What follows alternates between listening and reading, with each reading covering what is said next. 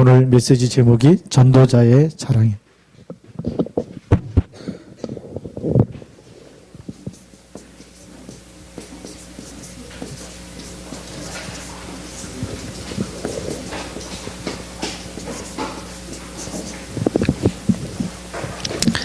우리 첫 번째 보면 사람에게 보이려고 하는 자랑은 잘못된 자랑이죠. 자랑이 있는데 자랑에는 헛된 자랑이 있습니다.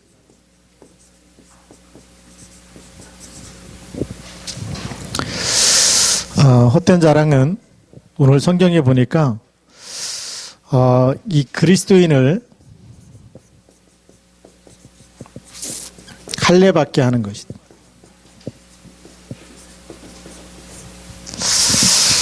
그리스도인을 할례받게 하는데 왜 그러느냐?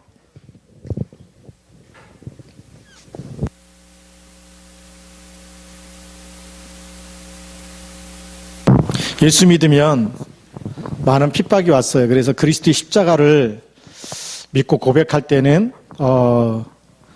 당시에 많은 핍박이 있었기 때문에 그 핍박을 피하려고 할례 받으면 누구처럼 되느냐 하면 이제 유대인처럼 되죠. 유대인은 할례를 받았기 때문에. 그래서 유대 종교는 초대교회를 핍박했고, 그래서 이 할례 받는 것 유대인처럼 돼서 내가 그리스도를 믿기 때문에 그리스도의 십자가의 피를 믿는 것 때문에 그것 때문에 박해받는 것을 말하자면 이제 피하려고 하는 그런 동기가 있는 거죠. 그래서 이 동기가 어떤 동기냐? 핍박을 면하려고 하는, 핍박 면제받으려고 하는 동기가 있다. 그런데 이렇게 할례자들이 이런 그리스도인을 데려다가 할례를 받게 하는 것은 또 육체로 자랑하게 하는 것이다.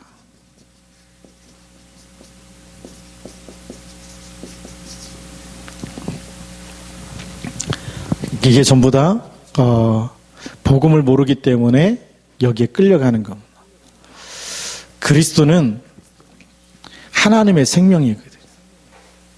맞아요? 틀려요? 맞죠? 그리스도의 십자가는 원죄와 자범죄와 조상의 죄에서 대속물로 우리를 그 죄와 사망의 법에서 해결하신 하나님의 유일한 방법이죠. 그 하나님의 유일한 방법인데 그것을 놓쳐버렸다고 하면 복음이 희미해진 것이.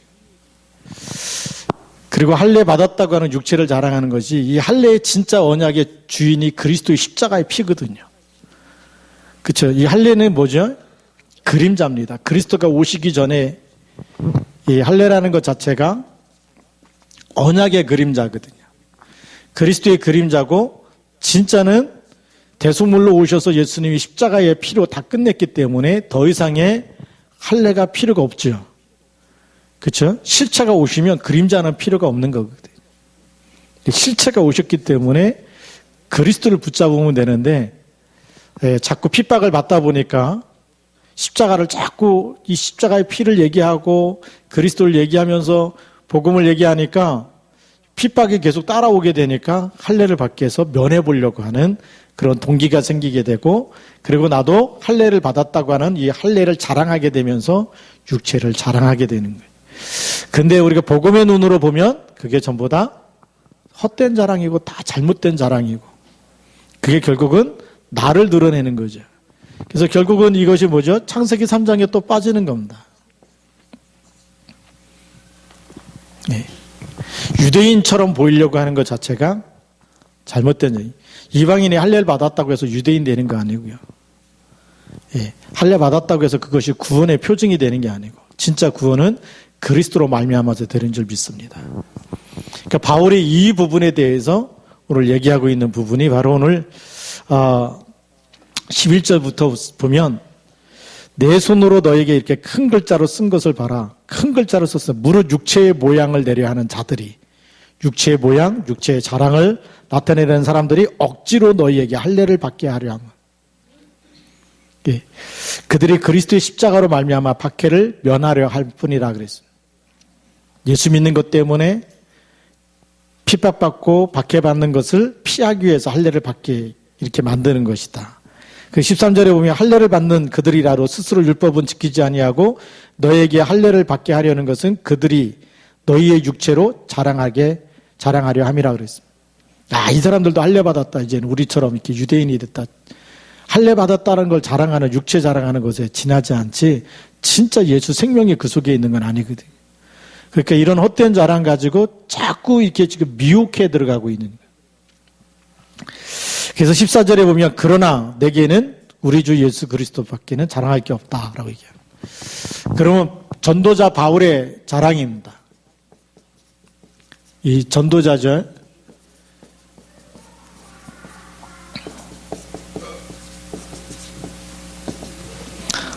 바울의 자랑은 뭐였습니까? 우리 14절에 보면 그러나 내게는 우리 주 예수 그리스도의 십자가 외에 결코 자랑할 것이 없다. 예.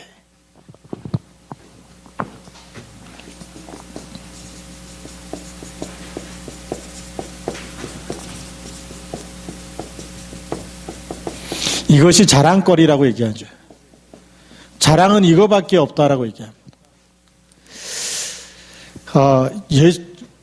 그리스도의 십자가, 예수는 이름이죠. 예수가 그리스도이라 하셨는데 이 십자가 밖에는 자랑할 것이 없다라고 얘기합니다. 왜 이 자랑이 중요하냐면 그 다음에 뭐라고 얘기하고 있냐면 그리스도로 말미암아 세상이 나를 대하여 십자가에 못 박혔다. 예. 세상이 나라고 하는 바울을 볼 때 세상에는 수많은 이 흑암 문화가 있거든요. 이것이 바울에게 아무리 좋은 것을 갖다 줘도 바울이 받아들여야 아니면 그걸 십자가에서 다 못 박아버려요. 그게 각인뿔이 체질되는 게 아니고 이쪽 귀로 들리면 이쪽 귀로 나가버리는 거예요. 생명이 없는 지식이고 생명이 없는 문화이기 때문에. 그럼 우리는 세상을 붙잡고 있는 사람이 있잖아요. 세상을 사랑하고 세상을 좋아하는 사람은 세상에 집착하게 되죠. 주면은 너무 좋고 막 너무 가보고 싶고 막 그러잖아요. 요즘 그 젊은이들 보니까 알바해갖고 해외여행을 그렇게 다닌다 그래요. 한 1년, 2년 막 돈 모아가지고 유럽 여행을 갔다 오고. 예. 우리 하루 고모도 보니까 유럽 여행 갔다 오고 그 사모님이 3주 보느냐고 고생해가지고 지금 허리도 아프고 다리도 아프고 막 그러는데 그 막 돈 벌었고 어디 가느냐 여행을 다니는. 예.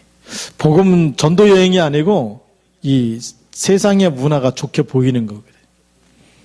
그러면 우리 자신도 세상을 볼 때 이 세상에 좋은 게 보이기 시작하는 거거든요. 근데 바울은 그리스도의 십자가로 말미암아서 이런 부분들이 다 죽어버렸다는 거예요.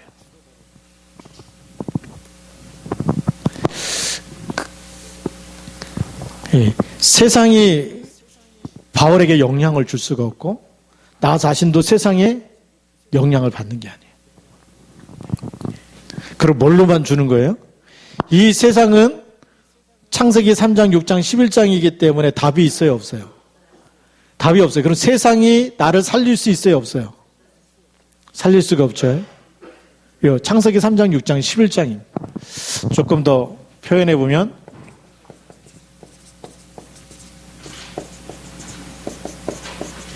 이것이 지금 세상입니다. 그 나중심, 물질중심, 성공중심이죠. 그러면 이 세상에 살면서 이 세상에 빠져 있으면 세상을 살릴 수가 없어요. 세상이 너무 좋다. 세상을 살려낼 수가 없어요. 이 세상에다 내가 땅을 사고 집을 사고 어떻게든지 돈 벌어갖고 내가 갖고 싶은 거 다 갖고 세상을 살릴 수가 없어요. 이 세상은 뭐가 필요한 거죠? 창세기 3장 15절이 필요한 겁니다. 바울이 지금 그걸 얘기하고 있는 거예요. 그리스도로 말미암아 이 세상에 나에게 영향을 줄 수 없어요. 왜? 생명이 없기 때문에. 네. 그리스도로 말미암아. 이 세상은 뭐가 필요한 세상이냐? 이 세상은 창세기 3장 15절이 필요한 겁니다. 이 세상은 창세기 6장 14절이 필요한 세상이에요. 그렇죠? 이 세상은 뭐가 필요해요? 창세기 12장 1절부터 3절 필요한 세상입니다. 이 세상은 그리스도가 필요한 거지 세상에 있는 걸 내가 필요로 하는 게 아니래요. 예, 그게 세상에 대해서 죽은 사람은 그게 보이는 거예요. 근데 안 죽은 사람은 너무 좋은 거예요. 뭐가 맛있고 막 그냥 안 사주면 삐지고 막 그래요. 만두 안 사줘갖고 삐진 사람이 있습니까? 다른 사람 다 먹었는데 나 못 먹고 막 또 누가 맛있다는 거 먹었다고 자랑하면 막 어떻게든지 돈을 모아갖고 그 집 한번 꼭 가야지 이렇게 결단 내리고 이런 사람이에요. 그게 이제 우리가 들 죽으면 그렇게 됩니다. 들 죽으면 가야 될 곳이 많고 먹어야 될 것이 많고 그렇죠? 어디 구경할 곳이 너무나 많고 그러죠. 근데 진짜 복음에 단난 사람은 그 세상에 뭘만 전달해야 되죠? 이걸 전달해야 될 이유를 알고 있는 사람. 그래서 하나님이 여러분을 부르신 줄 믿습니다. 그래서 하나님이 예비한 절대 제자는 이것 때문에 하나님이 나에게 이 답을 주시려고 나를 부르셨구나. 이 세상에 가장 필요한 거는 복음밖에 없구나. 이게 보여지는 거예요. 그래서 복음 비슷한 걸로 포장해도 진짜 전도자는 복음인지 아닌지 보여지는 거. 수많은 종교가 유대인이 유대 종교 가지고 할례를 가지고 이 할례가 원래는 오실 그리스도의 피 언약이거든요. 그걸 몸에다 새기라는 건데 그리스도가 오셨는데도 불구하고 그거를 이렇게 가져간다고 한다면 그거는 진짜 복음이 아니라는 거. 진짜 그리스도가 오시면 그림자는 다 버리면 되거든. 그렇죠? 그 예수님이 오셔서 무슨 얘기했냐면 안식일에 회당에서 손 마른 사람을 고쳐버렸어요. 그랬더니 유대인들이 안식일에 일했다고. 안식일을 안 지켰다고. 안식일에 일하면 안 되는데 손 마른 사람 고친 것이 일이 돼버리니까. 그래서 예수님이 무슨 말씀하시냐면 내가 안식일의 주인이다라고 얘기해요. 안식일의 주인이 왔으면 안식일에 그 주인으로 말미암아서 진짜 안식을 누려야 되는 거예요. 고통당하는 사람이 치유가 되는 게 안식이에요. 시달리는 사람이 평안함을 얻는 게 안식이에요. 누구로 말미암아? 그리스도로 말미암아. 그게 진짜 안식이에요. 그런데 유대인들은 그리스도가 안 보이니까 안식일에 일했다고, 안식일을 범했다고 예수를 죽이려고 하는 거예요. 예수를 미워하기 시작한 거죠.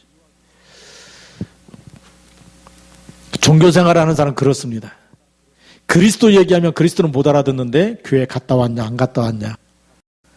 갔다 오면 주일 성수했다고 얘기하잖아요. 그게 종교생활이거든요. 근데 진짜 제자는 교회 갔다 온 것이 주일 성수가 아니고 정말 그리스도의 언약을 붙잡는 것이 진짜 주일을 제대로 지킨 거예요. 예배 성공이 뭐냐? 하나님의 말씀을 붙잡는 거예요. 하나님의 말씀을 놓쳐버렸다면 예배 성공이 아니에요. 할례 받은 게 중요한 게 아니고 할례에 피 언약을 주신 그리스도를 믿는 게 중요하고 그리고 세상에 대해서 그리스도를 전달해서 세상을 살려야 되는 답을 주는 게 중요하거든요. 세상은 그리스도가 없어서 죽어가고 있는 겁니다. 훌륭한 사람도 많이 있어요. 성공한 사람도 있고 돈 많은 사람도 있고 잘난 사람도 많이 있어요. 대단하고 위대한 사람 많이 있지만 그리스도가 없으면 하나님이 보실 때는 죽은 사람이에요. 죄와 사망의 법에 묶여있는 사람이에요. 영적인 신분은 마귀 자녀예요. 대통령도 그리스도 없으면 마귀 자녀예요. 국회의원도 그리스도가 없으면 마귀 자녀예요. 아무리 시장이고 도지사라 할지라도 그리스도가 없으면 마귀 자녀예요. 그런 사람 만나면 뭐 대단한 것 같잖아요. 조카 하나가 이렇게 그 군산에서 공무원 하는데 얼마 전에 문재인 대통령하고 악수하는 사진이 딱 찍어갖고 카톡방에 올라왔어요. 와, 대단하다 막. 근데 그 조카는 딱 그리스도가 있는 사람이에요. 얘기 가서 이번에 만나갖고 얘기했어요. 대통령하고 악수할 때 그리스도 얘기했냐 했더니 악수하냐고 그 얘기 못했다 그러더라고요. 다음에 1대1로 기회가 주면 분명히 복음 전해야 된다. 왜요? 마지막 기회일 수 있거든요. 미국의 지미 카터 대통령이 그 크리스찬인데 우리나라에 왔을 때 차 안에서 박정희 대통령한테 복음 전한 사람이에요. 박정희 대통령이 다음에 믿겠다 그래요. 그래서 박정희 대통령 죽었잖아요. 북한에 가서 김일성 만나갖고 예수 믿어야 된다고 얘기했던 사람이 지미 카터 대통령이었어요. 대통령 그만둔 다음에 평화의 사도로 특사로 다니면서 가장 중요한 때 복음을 얘기했던 대통령. 그래서 대통령으로 있을 때보다 대통령 그만둔 다음에 더 유명해진 사람이 지미 카터였어요. 대통령 하면서 주일학교 교사를 빠지지 않았다 그러지 않습니까? 대통령보다 더 중요한 게 뭐죠? 주일학교 교사라는 거예요. 하나님이 주신 사명을 놓치지 않았거든요. 그게 뭔지 알았던 사람. 하나님이 쓰시니까. 김일성이 그때 믿었으면 되는데 안 믿는다 말하면 또 하나님이 데려가 버린 거예요. 예. 대통령에게 복음 전할 수 있는 사람이 대통령 한 사람이더라고요. 우리 랩노트 중에 대통령 나와야 돼요. 그렇죠? 문재인이 막 해외 순방 많이 다니면서 프랑스 대통령 만나고 시진핑도 만나고 다 만나는데 복음 얘기했겠습니까?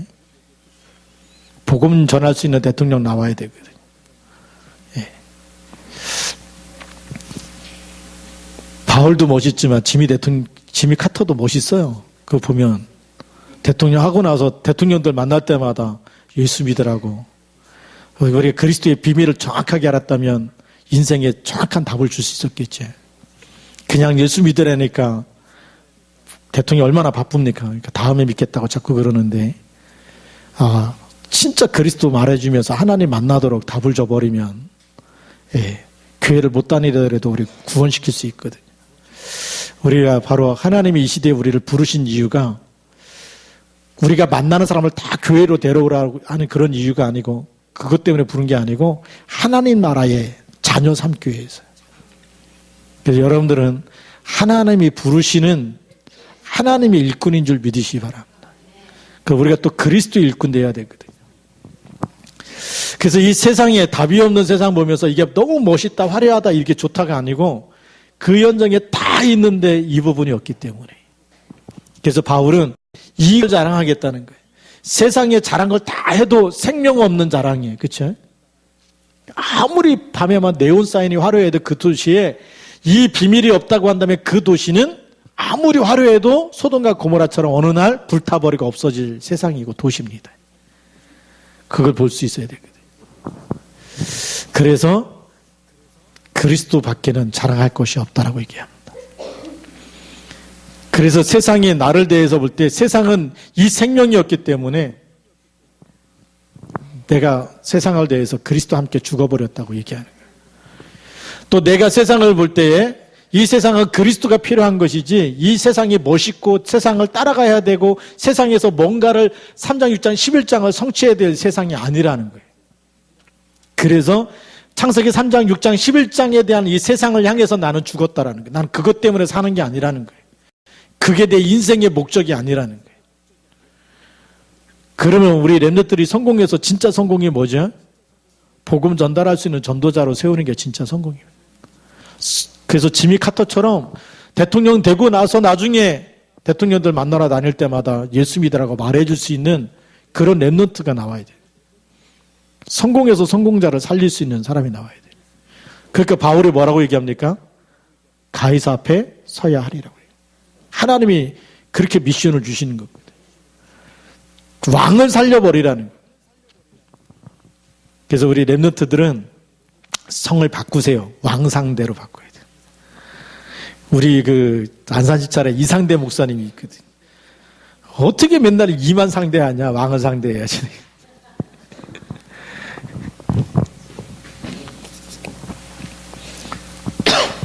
세 번째입니다.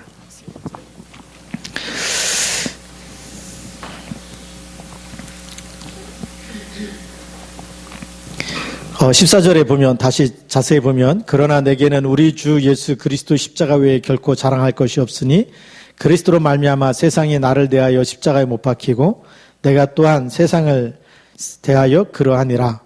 15절에 보면 할례나 무할례가 아무것도 아니로되 오직 새로 지으심을 받은 것만이 중요하니라 그랬어요.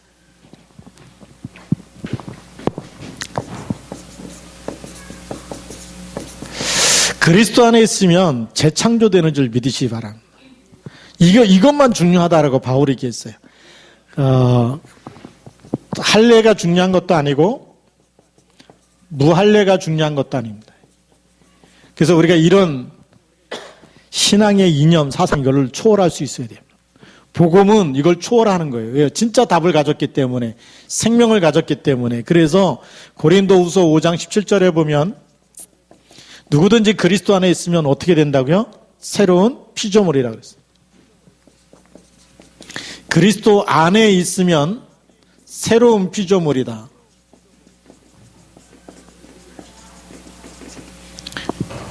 오늘도 바울이 성경에 얘기하고 있는 게 바로 그 부분입니다. 15절에 얘기했죠. 오직 새로 지으심을 받은 것만이 중요하다. 새로 지음을 받았어요. 그리스도 안에서 새로운 피조물이 되고 그리스도 안에서 새 사람이 됐어요. 어떻게 해요? 요한복음 8장 44절에서 요한복음 1장 12절로 바뀐 거예요. 마귀 자녀에서 누구 자녀로 바뀌었어요? 하나님의 자녀로 바뀐 거예요. 그쵸? 어마어마한 축복입니다. 그전에는 에베소서 2장 1절 2절에 허물과 죄로 죽어있고 공중의 권세 잡은 자를 따르게 됐어요. 그런데 요한복음 14장 16절 17절에 보혜사를 우리에게 주셔서 영원토록 너희와 함께 있게 하시는 성령께서 인도하시는 줄 믿습니다.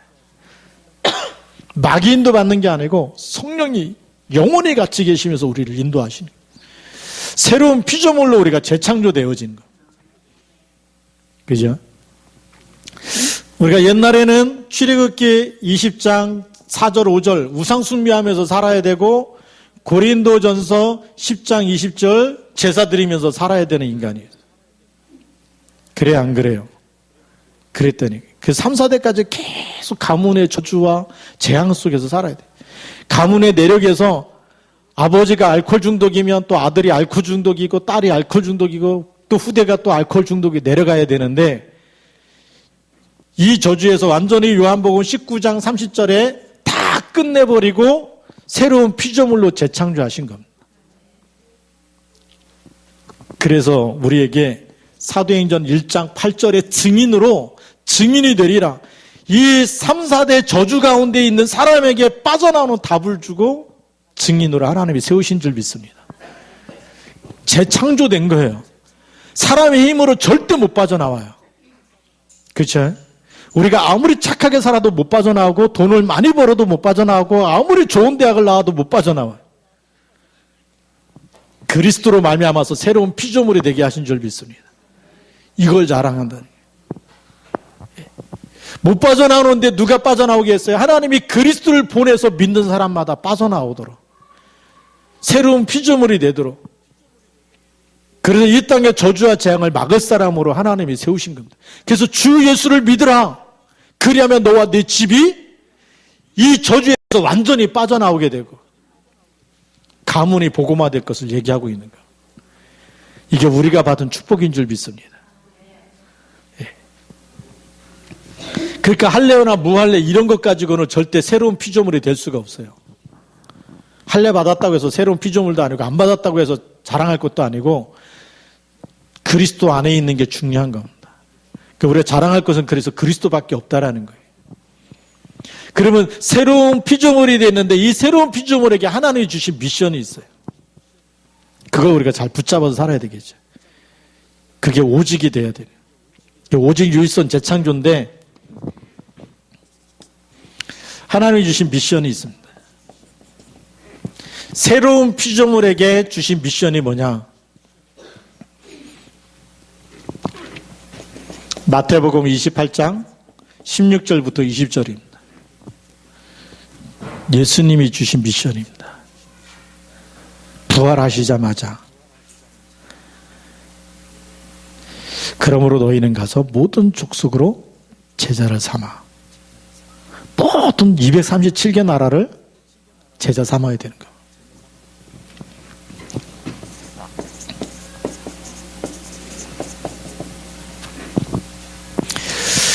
예, 여러분들이 기도하면서 한 나라 살릴 여호와의 기업이 되도록 기도하시기 바랍니다. 예, 하나님, 내가 하는 일을 통해서 한 나라 살릴 만큼. 예.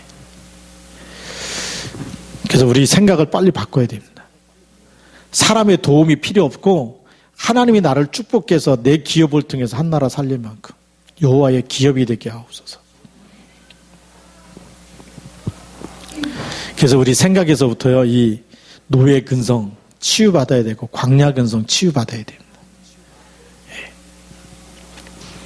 우리 1월달, 2월달에 하와이 캠프가 있었잖아요. 예비 캠프하고 본 캠프 들어가는데 공항에서부터 목사님이 저를 딱 보더니 후속 캠프 들어와야 된다. 아직 시작도 안 했는데, 본 캠프 시작도 안 됐는데 후속 캠프 반드시 들어와야 된다고. 예. 왜냐면 하와이 살리려면 와서 도우라는 거죠. 그래서 나올 때 얘기했어요. 하늘과 땅의 모든 권세 가진 주님이 함께 있기 때문에 사람 도움이 필요 없어야 그게 진짜 믿음이다. 하나님 쓰시는 제자는 사람의 도움이 필요하지 않다. 그랬더니 그 다음부터 저보고 후속 캠프 오라는 얘기를 안 해요. 그게 정상이거든요. 예. 그리스도 이름 하나면 충분하잖아요. 예. 그 이름이 부족하다면 누군가 와야 되죠.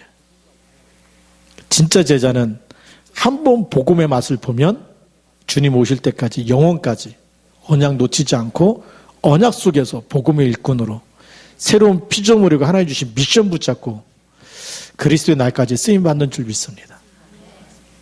또 세상에 막 빠지고 이런 거 아니에요. 세상에 막 술이 좋다 뭐가 좋다 그러면 막 그거 빠지고 또 막 돈 벌어갖고 막 또 도박하고 막 한 번만 베팅하면 성공할 텐데 막 이게 아니라니까요.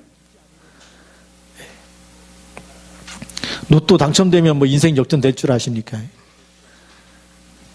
그 인생 망하는 지름길이거든요. 진짜는 이거 붙잡아야 돼요. 그러니까 이산 237개 나라 이거 살리기 위해서 돈이 하나도 없는 그 제자들한테 그러므로 너희는 모든 족속으로 가서 모든 족속으로 제자 삼으라 그래. 초막 셋을 질라 그래도 돈이 없는 그 사람들한테 돈으로 하는 게 아니라는 거거든요. 하나님이 하실 힘을 주시고 이 언약 잡은 사람이 미션을 붙잡은 사람에게 하나님께서 하실 수 있는 만남의 축복을 주시고 하나님이 이끌어 가신 줄 믿습니다. 하나님이 우리를 창조했잖아요. 그렇죠? 하나님의 형상대로 우리의 모양대로 우리의 그 형상대로 사람을 만들자. 그래서 하나님이 창조한 모든 것을 다스리게 하자. 하나님의 일 때문에 인간은 창조됐어요. 그래서 하나님의 형상대로 남자와 여자를 창조하신 겁니다. 그들에게 복을 주셔서 생육하고 번성하고 다스리고 정복하도록 하셨어요. 이걸 창세기 3장에서 사단이 뱀이 속여가지고 완전히 사망 가운데 하나님 떠나게 완전히 마귀 자녀로 저주 가운데 빠지고 난 이후에 창세기 3장 15절을 더 가지고 이제는 사단의 머리를 깨뜨리고 모든 민족을 살릴 수 있는 복의 근원으로. 그래서 메시아 오실 언약 붙잡은 아브라함 때부터 너로 말미암아 모든 열국이 복을 받을 것이다. 내 씨로 말미암아 원수의 성문을 차지하게 될 것이다. 메시아 그리스도에 대한 언약을 계속 얘기해 준 겁니다. 그 구약시대 때는 오실 메시아만 붙잡고도 대적의 성문을 차지하고 모든 열국이 너로 말미암아 복을 얻게 되고, 그런 그리스도가 오셨어요. 제자들에게도 돈이 문제가 아니고 그러므로 너희는 가서 모든 족속으로 제자를 삼아 아버지와 아들과 성령의 이름으로 세례를 주라. 창세기 1장 26절에 회복되는 겁니다. 우리의 형상대로 우리의 모양대로 아버지와 아들과 성령의 이름으로 세례를 줘서 성부, 성자, 성삼위 하나님의 형상이 회복되도록 만들어주라는 거예요. 그럼 그들은 어디에 있든지 성령 하나님이 함께 계시고 그리스도 언약 붙잡고 전달할 때마다 현장의 흑암과 저주와 재앙이 무너지고 영원하신 하나님이 함께 계시는 축복을 누리게 되는 줄 믿습니다. 그러니까 237개 나라 살릴 수 있는 신분 권세를 이미 주신 거예요. 진짜 제자는 이걸 딱 답을 갖고 있어요. 이 속에 하나님이 제자를 삼으라고 얘기했어요. 제자를 예비해 놨다는 얘기죠.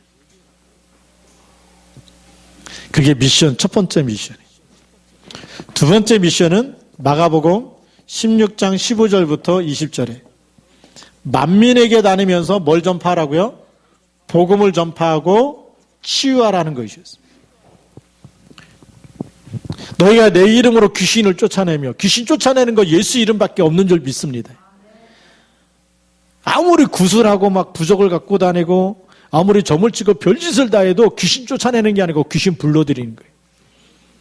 주길동에서 전도하다 보니까 어떤 아주머니 왔는데 그분이 그러더래요. 만신은 모든 귀신을 초청해갖고 잘 먹이고 달래갖고 우리 해코지 앉지 말라고 달래주는 게 만신이 굿하는 거고, 기독교는 뭐냐? 귀신 쫓아내는 게 기독교라는 거예요. 잘 알고 있는데 예수는 안 믿더라고요. 그러니까 굿하는 거는 귀신 달래주는 거래요. 잘 차려갖고 먹여주고 잘 너네들 잘 먹였으니까 절대 우리 애들 건들지 말라고. 그래서 이제 그만 가라고. 근데 기독교는 뭐예요? 사단의 머리를 깨트리는 거예요. 두더지 잡듯이. 사단은 머리를 깨트려야 안 오는 거지, 잘 먹여서 보내면 나중에 또 줄 줄 알고 또 오는 거. 그러니까 다 뺏어가는 거예요. 그래서 성경에 요한복음 10장 10절에 도둑이 오는 것은 도둑질하고 죽이고 멸망시키는 것뿐이다. 예. 그래서 도둑을 막아야 되잖아요. 예. 도둑을 잡으려면 경찰이 필요한 거예요. 도둑이 제일 무서워하는 사람은 경찰이잖아요. 그죠? 왜요? 도둑을 잡을 수 있는 공권력을 나라에서 준 거예요. 근데 제자에게 뭘 줬어요? 사단의 머리를 깨뜨릴 수 있는 하나님의 권세를 주신 줄 믿으시 바랍니다. 마귀를 결박할 권세를 주신 거예요. 누가복음 10장 19절에 보니까 내가 너희에게 뱀과 정갈을 밟으며 원수의 모든 능력을 제어할 권세를 주셨다 그래요. 영적 경찰인 줄 믿으시 바랍니다. 그래서 복음 가지고 있는 한 사람이 누구냐? 영적인 경찰서장이라는 거예요. 그 현장의 모든 영적 전쟁에서 승리할 수 있는 영적 사령관이라는 거예요. 그 지역 전체를 살려낼 수 있고 대표하는 영적인 국회의원이다. 우리가 어마어마한 축복을 받은 줄 믿으시 바랍니다. 그게 재창조된 거예요. 옛날에는 그런 거 못했는데 그리스도 안에서 그걸 할 수 있도록 하나님이 오직 그리스도만 붙잡았는데 유일성과 재창조의 축복을 우리에게 주신 줄 믿습니다. 뭘 자랑해야 됩니까? 그리스도만 자랑하는데, 그리스도의 십자가에서 내가 죽은 걸 자랑하는데 하나님이 재창조된 축복이 계속 나타나도록 역사하고 계신 줄 믿으시 바랍니다. 이런 축복 받아놓고도 우리가 불행하다고 생각하는 게 마귀에게 속고 있는 거예요. 세상에 또 뭐가 필요합니까? 세상 사람 의지하지 말고 그리스도만 붙잡으시기 바랍니다. 여러분 마음속에 누군가가 나를 도와줬으면 좋겠다. 네. 정말 누군가가 나에게 이렇게 힘이 됐으면 좋겠다. 누가 정말 이렇게 정말 이 동반자가 되고 친구가 됐으면 좋겠다. 그 생각을 버려야 하나님 역사하십니다. 늘 사람을 붙잡고 있으면 성령이 역사할 시간표가 없어요. 자, 그 다음에 보면 누가복음 24장 14절부터 35절까지.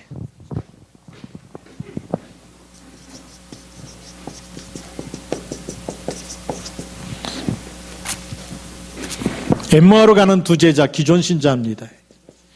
기존 신자가 예수님이 십자가에 죽은 거 알고 낙심해서 가고 있는 거예요. 엠마오로 가고 있는데 그 제자들에게 예수님이 나타나셔서 성경에서 자기에 관한 것, 그리스도에 대한 걸 계속 찾아서 같이 길 가면서 얘기해 주는 거예요. 그리고 그분이 십자가에 죽으시고 부활하실 걸 얘기하시고, 그 마을에 들어가서 같이 떡을 떼면서 떡을 나눠줄 때에 이분이 그리스도라는 게 부활하신 그리스도라는 걸 알게 되는 거죠. 기존 신자가 뭐가 희미합니까? 복음이 희미한 거예요. 그리스도가. 예수가 그리스도시고 모든 문제 끝났다고 하는 것으로 답이 나야 되는데 예수 그리스도 믿으면서 창세기 3장, 6장, 11장의 기도 제목이라니까요. 제가 부천에 이렇게 다락방 갔는데 보니까 조합장 출마하려고 하는 분이 계셔요. 기도해달라는 거예요. 목사님, 저를 이번에 조합장 출마하는데 꼭 당선되도록 창세기 11장 기도해달라고 얘기하는 거예요. 그래서 물어봤어요. 그 주변에 있는 사람들이. 그 사람 별로 인기도 없다는 거예요. 성격도 별로 좋지도 않고 다 품을 만큼 큰 그릇도 아니고 떨어질 게 뻔하잖아요. 주변에서 교회 다니는데도 불구하고 인정을 못 받고 있는데 기도 제목은 뭐죠? 조합장 되게 달래. 근데 그런 기도 제목 받을 때 갈등이 너무 그렇잖아요. 그 기도 제목 받아가지고 제가 우리 하나님 아버지한테 기도하면 하나님이 제발 그런 기도는 그만둬라 이럴 거 아니겠어요. 그거 응답하면은 하나님의 영광에 가려고 불신자 살려내지도 못하고 복음 때문에 되겠다는 것도 아니고 자기 영광을 위해서 되겠다는 건데 창세기 11장 아닙니까? 그러니까 응답이 없는 거거든요. 근데 그런 기도 제목을 가는 교회마다 얼마나 많이 내놓는지 몰라요. 제가 신학생 때는 가면요.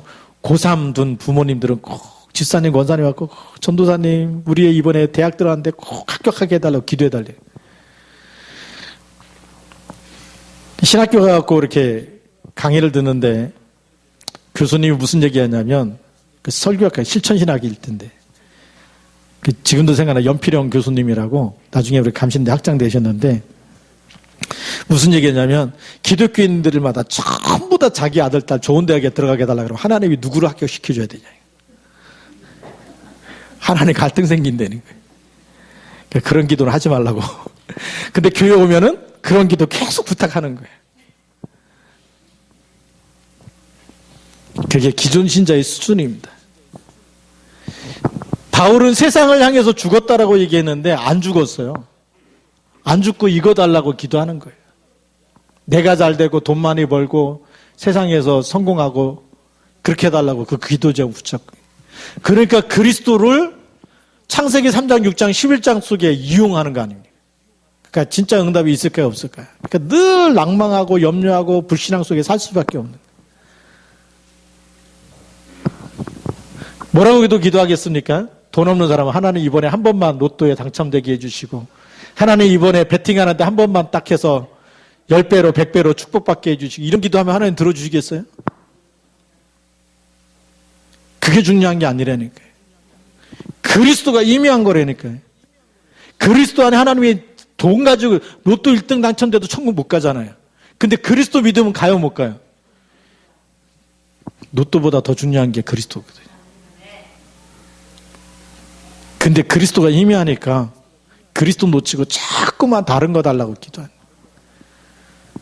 예수님이 십자가에 죽었다 그러니까 얼마나 낙심, 이제 다 끝났다. 그분이 진짜 우리 유대인의 왕인 줄 알고 그분이 그리스도인 줄 알았는데 죽었대. 십자가에서 죽었대. 그것도 3일이나 지났대. 얼마나 낙심되겠어요. 그리스도가 임의하면 그렇게 사는 거예요.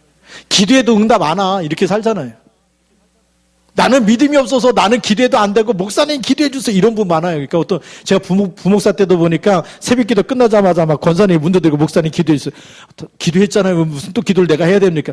당신 예수 믿으니까 당신은 예수 이름을 기도하면 된다. 저는 믿음이 없고요. 목사님 기도해 주십시오. 믿음이 없으면 지옥 가는데 그렇잖아요. 여러분에게 있는 그리스도도 하늘과 땅의 모든 권세 가진 주님이 함께 계시는 그 이름 맞거든요. 그리스도가 임의하니까 기존 신자는 자꾸만 안수 기도해 달라는 거예요. 목사님이 기도해야 막 하늘에서 불이 내린 줄 알고. 그리스도가 임의할수록 사람을 의지하는 거예요. 세상을 의지하는 거예요. 이 사람들에게 그리스도가 누군지 바르게 설명해 주라는 거예요. 그게 미션입니다. 네 번째 미션은 뭐냐면 사도행전 1장 8절입니다. 오직 성령이 너희에게 임하시면 너희가 권능을 받고 예루살렘과 온 유대와 사마리아 땅끝까지 여러분의 있는 현장이 선교지인 줄 믿으시 바랍니다. 그래서 현장이 선교지고 현장 선교사를 하나님이 보내신 거예요. 그리고 마지막 미션이 요한복음 21장 15절부터 18절 렘넌트 살려내라는 겁니다. 이거는 미래를 살리는 하나님의 중요한 축복이 있는 미션이에요.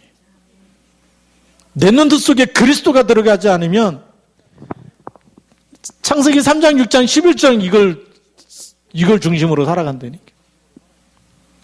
돈 많이 벌면 와 성공했고, 좋은 대학에 들어가면 성공했고, 좋은 직장에 들어가면 성공했고, 그게 아니에요. 예수 그리스도의 십자가를 가지고 있는 사람이 성공한 사람이에요. 그렇잖아요. 창세기 3장 15절을 가지고 있는 사람이 성공한 사람이고, 그리스도 안에 있어야 새로운 피조물이고 하나님이 쓰시는 일꾼으로 세워나가시는 거거든요. 그 랩넌트 속에 이게 복음이 들어가야 돼요.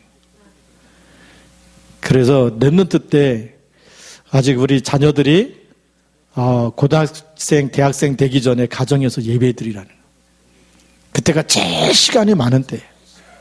나중에 고등학교 들어가고 대학 들어가면 예배드릴 시간이 없어요. 언약 전달할 시간이 없어요. 그래서 가정에서 꼭 가정 예배 드리시기 바랍니다. 아직 시간이 있을 때 드리세요. 기회가 있을 때 나중에 후회하지 마시고, 기회가 될 때 항상 가정 예배 드리면서.